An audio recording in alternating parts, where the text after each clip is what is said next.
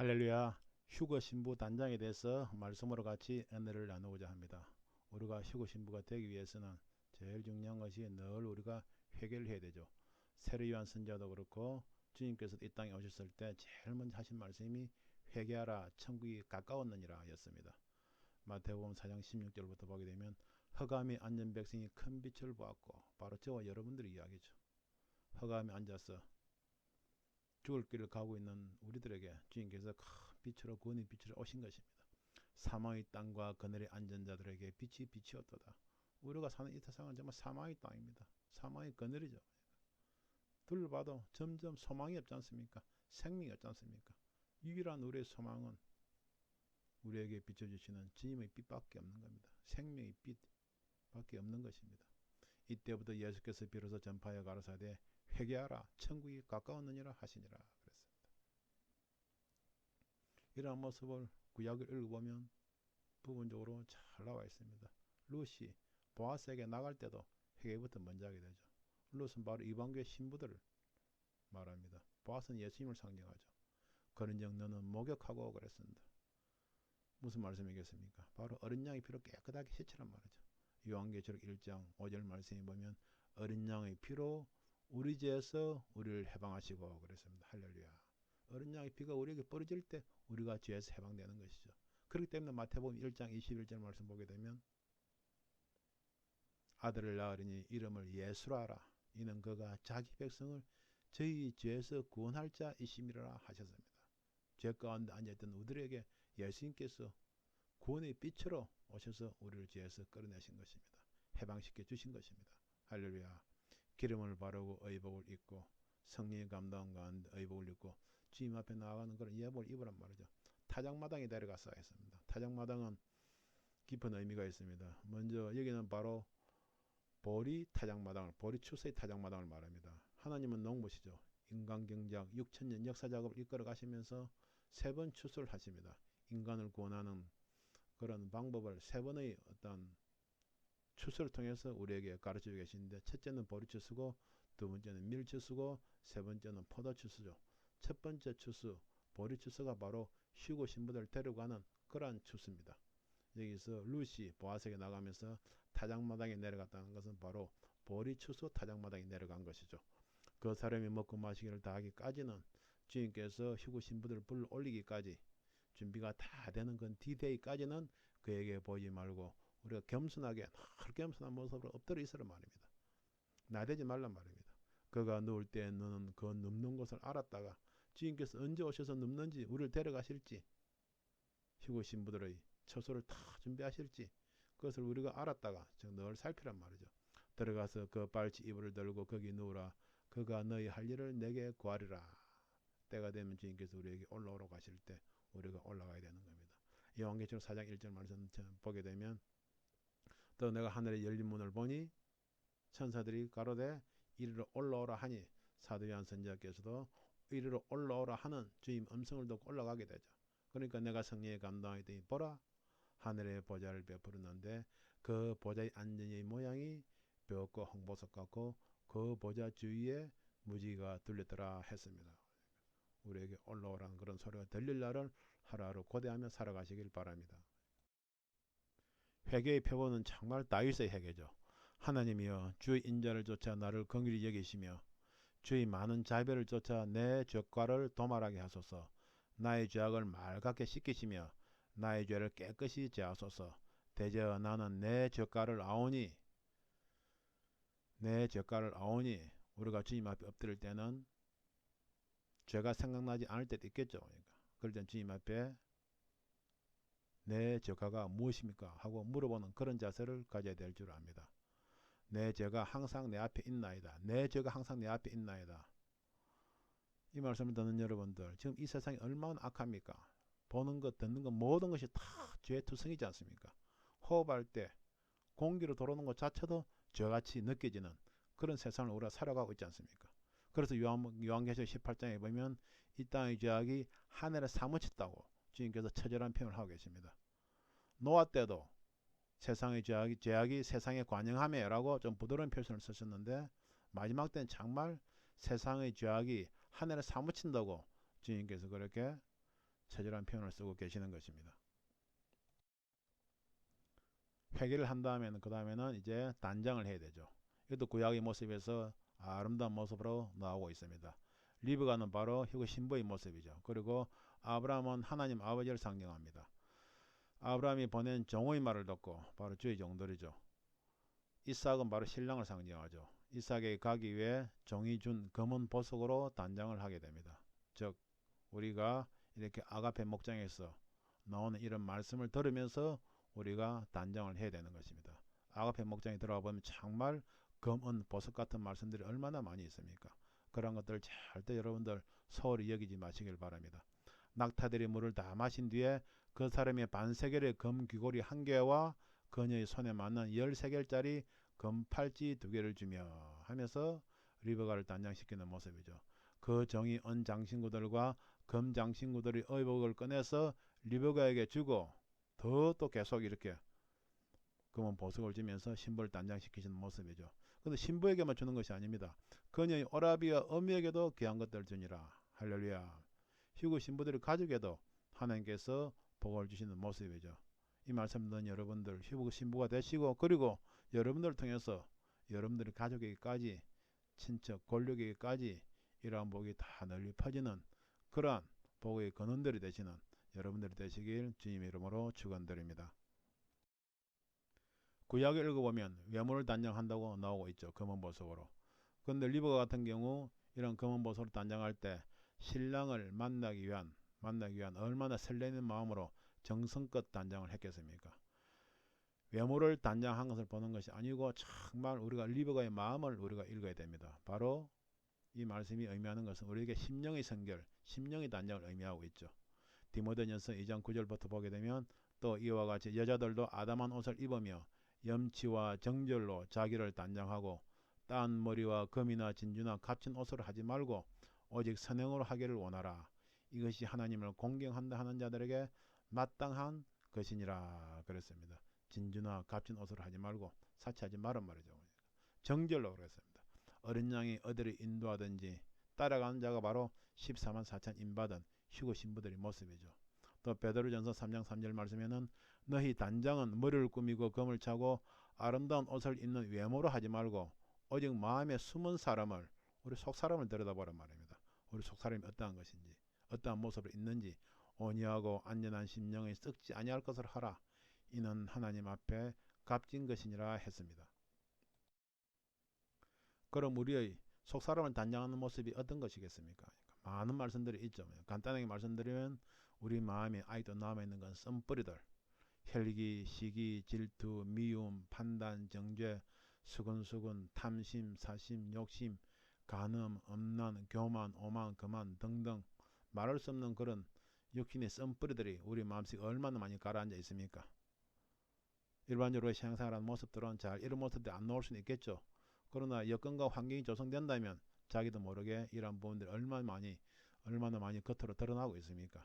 마음의 악을 없애는 것이 정말 우리가 신부 단장하는 데 있어서 가장 중요한 것이죠. 우리 마음속에 가라앉아 있는 육신의 썸뿌리들을 뜨거운 기도를 통해서 우리가 성령의 불로 늘 태우고 주님의 보혈로 깨끗하게 씻고 그 다음에 진리의 말씀으로 은밀하고 우리가 주님과 동행해 나가는 것, 즉 성결하고 거룩한 모습을 갖추어 가는 것이 바로 신부 단장하는 모습의 핵심이라고 할 수가 있겠습니다. 이것을 한마디로 표현하면 옳은 행실이죠. 우리가 즐거워하고 크게 기뻐하여 그에게 영광을 돌리세. 어린 양의 혼인기약이 이르렀고 그 아내가 예비하였으니 그에게 허락하사 빛나고 깨끗한 세마포를 입게 하셨은즉 이 세마포는 성도들이 옳은 행실이로라 하더라. 할렐루야. 다 옳은 행실을 통해서 말씀들을 지식으로만 머리에만 가득 담아두는 것이 아니고 심장으로 마음으로 내려오게 하셔서 뜨거운 기도를 통해서 여러분들이 가지고 계신 받은 말씀들이 다 옳은 행실을 통해서 행함을 통해서 귀한 예복을 다 입는 여러분들이 되길 바랍니다. 에스더는 죽으면 죽으리라 하는 그런 각오로 금식하고 목숨을 걸고 옳은 행실을 통해서 예복을 입는 모습이 성경에 기록되어 있습니다. 에스더서 4장 16절부터 말씀입니다. 여러분들이 잘 아는 내용이죠. 당신은 가서 모르드게에게 에스더가 이야기하죠. 수산에 있는 유다인들을 다 모으고 유대민족들의 생명이 좀 더 경각에 달렸지 않습니까? 나를 위하여 금식하되 밤낮 3일을 먹지도 말고 마시지도 마소서. 나도 본인도 에스더도 금식하는 겁니다. 나의 시녀와 더불어 이렇게 금식한 후에 규례를 어기고 나갑니다. 과감하게 생명을 거는 거죠. 우리도 휴거를 이단이라고 하는 세상에 물든 신학, 교단, 교리, 교회의 방침을 우리가 물리치고 주님 앞으로 나가야 되는 것입니다. 왕에게 나아가리니 죽으면 죽으리다. 할렐루야. 제3일의 에스더가 이렇게 3일 금식 먹지도 마시지도 아니하는 3일 금식 기도를 마친 다음에 왕후의 예복을 입고 바로 깨끗하고 흰 세마포시죠. 왕궁 안뜰 곧 어전 맞은편에 서니 왕이 어전에서 그 전문을 대하여 보좌에 앉았다가 생명을 걸고 정말 예복을 준비해서 왕 앞으로 나가는 모습입니다. 우리도 이렇게 에스더처럼 정말 예복을 입고 준비하고 만왕의 왕 만주주가 되시는 주님 앞으로 나가야 될 줄 믿습니다. 이렇게 단장된 모습으로 예복을 입고 우리가 주님 앞에 나아갈 때 주님께서는 나의 누이야 나의 사랑하는 신부야 라고 부르시면서 샘을 우리에게 열어주십니다. 나의 누이 나의 신부는 장건 동산이요 덮은 운물이요 봉한 샘이로구나. 덮은 운물이 뭐니까 주님께서 운물의 뚜껑을 열어주시면서 깊이 있는 생수를 우리에게 보여주시는 것입니다. 그리고 봉한 샘이라고 했습니다. 봉해놓은 샘도 열어주시면서 우리에게 정말 맑고 정결한 그런 샘물을 마시게 하시는 것이죠. 그런 다음에 장건 동산 어린 양의 혼인잔치가 열릴 그 동산을 지금은 잠겨 있지만 때가 되면 문을 열어주시고 우리를 다 맞이하실 것입니다. 할렐루야. 그런데 현실에서는 어떻습니까? 옛날에도 그렇고 지금도 그렇습니다. 무지한 목자들이 운물의 깊은 생수 즉 휴거 복음을 듣고 먹으려고 하는 양떼들을 쫓아내고 있습니다. 출애굽기 2장부터 보게 되면 모세의 때 이야기죠. 모세가 미디안 광야에서 이제 생활을 시작할 때 바로가 모세를 죽이고자 하여 찾은지라 모세가 바로의 낯을 피하여 미디안 땅에 머물며 하루는 운물 곁에 앉았더라 그랬습니다. 운물은 바로 말씀이 섭는 것, 지금은 말하면 바로 교회를 의미하죠. 미디안 제사장에게 7딸이 있더라. 그들이 와서 물을 기어 구위에 채우고 그 아비의 양물에게 먹이려 하는데 운물에서 물을 기려 구위에 채운다는 것은 각 교회의 강단에서 선포해야 되는 그런 말씀들이죠. 그런 말씀들이 바로 우리 같은 양물에게 먹여지는 겁니다. 그런데 목자들이 와서 그들을 쫓는지라 그랬습니다. 우물가 교회에서 말씀을 먹으려고 하는데 목자들이 주종들이 양들을 쫓아내는 겁니다. 양떼들이 교회에 와서 생명수를 마시지 못하게 쫓아내는 것입니다. 그런데 모세가 일어나 그들을 도와 그 양물에게 먹이니라. 하나님의 참종 모세가 양떼들을 우물가에서 쫓아내는 그런 목자들을 다 쫓아내고 양물에게 생명수를 먹이는 모습이죠. 저도 깨닫기 전에는 이런 때가 옛날에 있었기 때문에 참 목사의 한 사람으로서 회개합니다. 이렇게 예복을 준비하고 깊은 생명수를 늘 마시면서 기다렸던 휴거 신부들을 주님께서는 때가 되면 나팔소리와 함께 성령의 바람으로 우리를 데려가셔서 혼인잔치를 베푸십니다. 아가서의 그 모습이 잘 나타나 있습니다.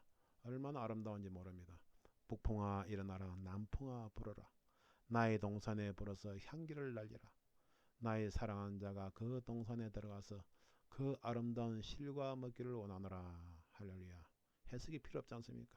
얼마나 아름다운 주님의 향기고 그 마음입니까? 나의 누이 나의 신부야 내가 내 동산에 들어와서 나의 몰약과 향조를 거두고 이제 십자의 고난은 우리가 이 땅에 있으면서 연단받고 유혹을 물리치면서 정말 믿음을 지키기 위해서 견뎌냈던 온갖 고난은 다 잊어버리자 그 말씀입니다. 나의 꿀성이와 꿀을 먹고 내 포도주와 내 젖을 마셨으니 나의 친구들아 먹어라. 나의 사랑하는 사람들아 마시고 많이 마시라. 할렐루야. 이렇게 어린 양의 혼인잔치가 열리는 주님의 동산에서 주님과 함께 새 포도주를 마시면서 주님께서 제자들에게 우리에게 마지막 만찬 때 2000년 전에 마지막 만찬 때 주신 언약의 말씀이 그대로 이루어지는 것입니다. 마태복음 26장 28절부터 보게 되면 이것은 죄사함을 얻게 하려고 많은 사람을 위하여 흘리는 바 나의 피 곧 언약의 피니라. 주님께서 마지막 만찬 때 제자들에게 포도주를 나눠주시면서 하시는 말씀이죠. 언약의 피라고 그랬습니다. 그러나 너희에게 이르노니 내가 내 포도나무에서 난 것을 이제부터 내 아버지의 나라에서 새 것으로 너희와 함께 마시는 날까지 할렐루야 할렐루야 마시지 아니하리라 하시니라. 그러나 지금 주님께서는 천국에서 포도주를 마시지 아니하면서 우리가 어린 양의 혼인잔치가 열리는 그 동산에 들어오기까지 지금 기다리고 계시는 것입니다. 우리가 들어가게 되면 그때 주님과 함께 우리가 그 포도주를 마신 날이 멀지 않았다는 것을 우리가 알고 참 우리가 하루하루 신부 예복을 준비하면서 그날을 사모하면서 주님과 함께 새 언약의 포도주를 마시는 그날까지 사모하면서 우리가 믿음을 지켜나가야 될 줄 믿습니다. 주님과의 혼인잔치의 동산에서 주님과 함께 언약의 새 포도주를 마시는 날이 정말 가깝죠. 이 말씀을 듣는 여러분들 하루하루 승리하셔서 이기는 자가 되어야 됩니다. 이단에게 빼앗겨버린 이기는 자라는 진리의 말씀을 찾아오시고 정말 하루하루 이기는 자가 되셔서 어린 양의 신부들이 되시길 바랍니다. 그럼 계시록 3장 말씀처럼 나도 이기고 아버지의 보좌에 앉은 것처럼 이기는 너희도 내 보좌에 함께 앉게 하여 주리라 하신 약속의 말씀을 믿고 우리가 하루하루 이겨나가는 여러분들 되시길 주님의 이름으로 축원드립니다. 기도합니다. 아버지 하나님 고맙고 감사합니다. 이 말씀을 듣는 자들이 정말 말씀대로 살았어. 마음속에 가라앉아있는 쓴뿌리를 다 성령의 불로 제거하게 하시고 정말 주님께서 원하시는 그런 옳은 행실로 예복을 입는데 부족함이 없게 하여 주셔서 마지막 장건 동산을 여실 때 어린 양의 혼인잔치에 다 들어가는 그런 한 사람 한 사람들 될 수 있도록 주님 은혜를 허락하여 주시옵소서. 감사드리오며 예수 그리스도 이름으로 기도하옵나이다. 아멘. 감사합니다.